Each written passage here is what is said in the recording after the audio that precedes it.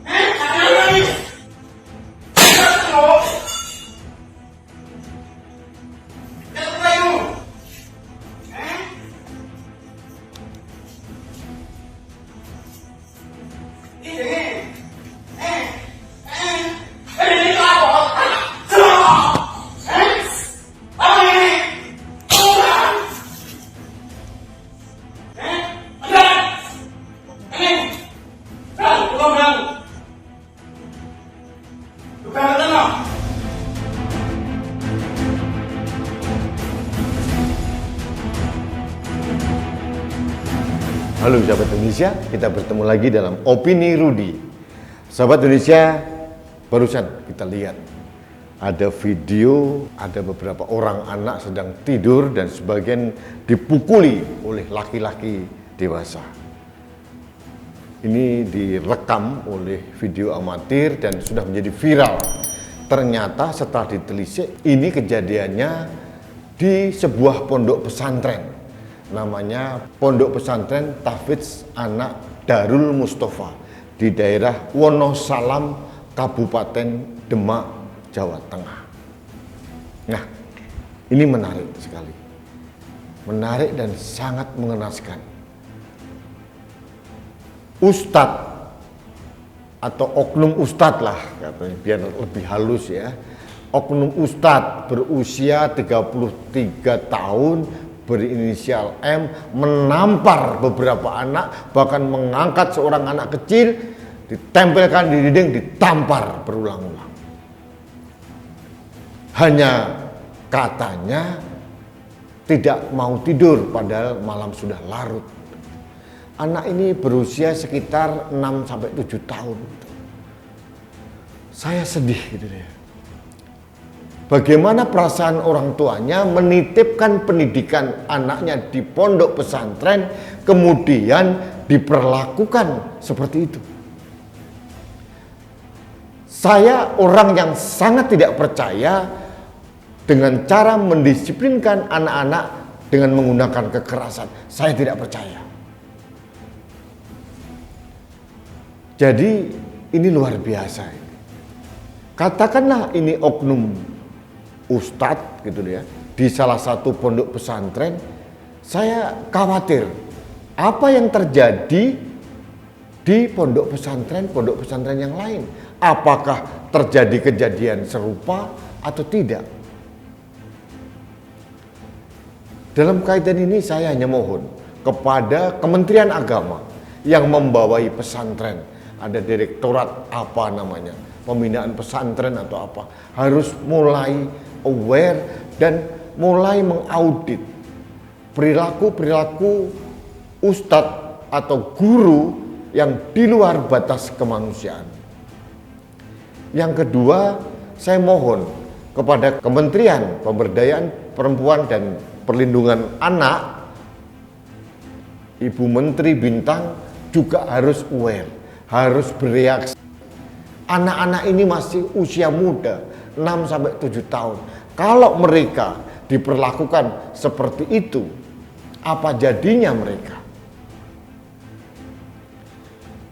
Sahabat Indonesia, saya juga mohon kepada KPAI maupun Komnas Anak ataupun siapapun lah yang mempunyai kepedulian terhadap Indonesia, mari kita selamatkan anak-anak kita. Ini luar biasa ini. Ini saya menduga kejadian ini bukan yang pertama. Ini hanya apes, hanya naas karena kelakuan bejat oknum ustadz ini divideokan oleh orang lain dan akhirnya menjadi viral. Alhamdulillah, oknum ustadz ini sudah ditangkap dan ditahan di Polres Demak. Tapi bukan ini masalahnya. Saya sangat prihatin dan mohon maaf, akhirnya saya bercuriga jangan-jangan kejadian serupa terjadi di pondok pesantren yang lain atau di pendidikan yang lain. Ini secara fisik, belum secara indoktrinatif, ajaran-ajaran yang sesat. Sekali lagi saya mohon kepada pemerintah dalam kaitan ini adalah Kementerian Agama, juga KPAI, juga Kementerian Negara Perempuan dan Anak, mohonlah bertindak. Juga para pegiat perlindungan anak, mana suaranya? Kalau tunas-tunas bangsa ini diperlakukan seperti itu, apa jadinya mereka? Mereka akan terbiasa dengan budaya kekerasan. Dan ini akan menjadi trauma atau bahkan mereka akan melakukan hal yang sama pada anak-anak yang lain. Anak umur 6 tahun, 7 tahun ini, 25 tahun kemudian pada saat Indonesia merayakan 100 tahun kemerdekaan, mereka ini akan menjadi tulang punggung negara ini.